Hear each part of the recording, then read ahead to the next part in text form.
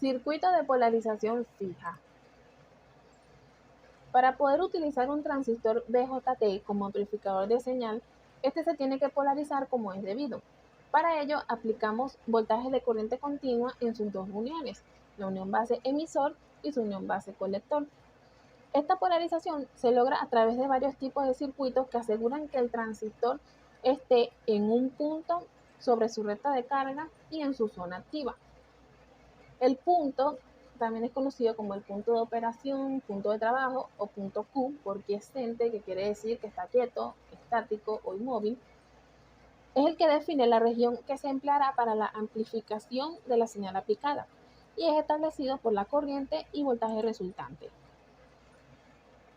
El circuito de polarización fija es el más sencillo de montar, pero también es el más inestable.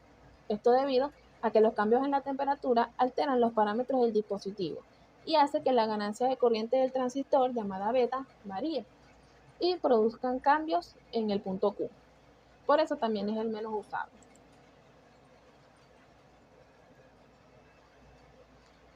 Como podemos ver en la figura, este vendría siendo el esquema básico del circuito de polarización fija y así también se ve en la vida real.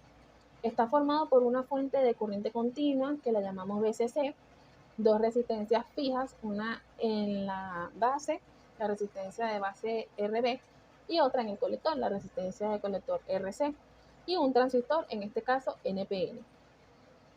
Para cálculos en papel, este esquema lo podemos redibujar. Si vemos que la señal de corriente continua pasa por la resistencia RB y la resistencia RC, entonces la podemos separar de este modo. Estas dos partes las podemos bajar para que se vean así. Y bueno, estos voltajes los podemos colocar como unas baterías con el negativo en tierra. Y como la tierra es la misma, el circuito se ve como un circuito cerrado, que es como el que estamos más acostumbrados a trabajar en papel. Pero se puede utilizar cualquiera de estos dos.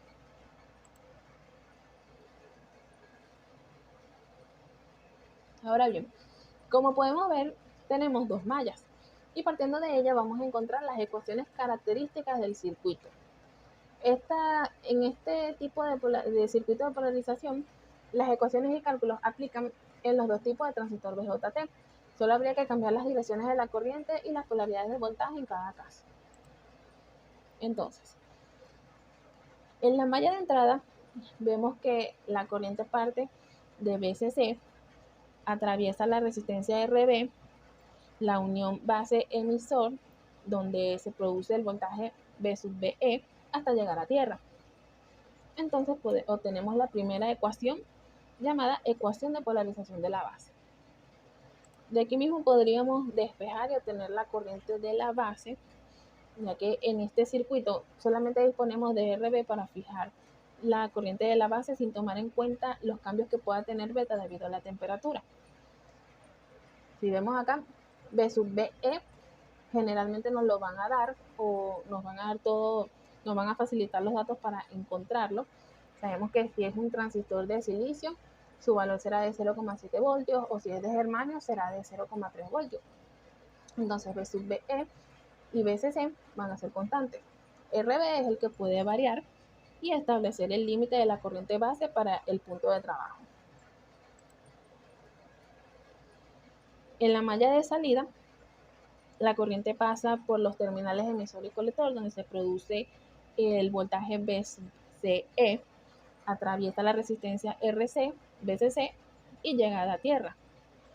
También podría ser al revés, ya que la malla en cualquier sentido debería arrojar las mismas ecuaciones, pero bueno. Acá tenemos la segunda ecuación, que es llamada la ecuación de recta de carga. Esto porque cuando se grafica da una recta y la intersección entre esta recta de carga y la curva característica de salida del transistor determina el punto Q. Bueno, ya una vez que obtenemos las ecuaciones de malla, podemos calcular entonces los valores de interés, como B sub BE, B sub C, incluso beta y alfa.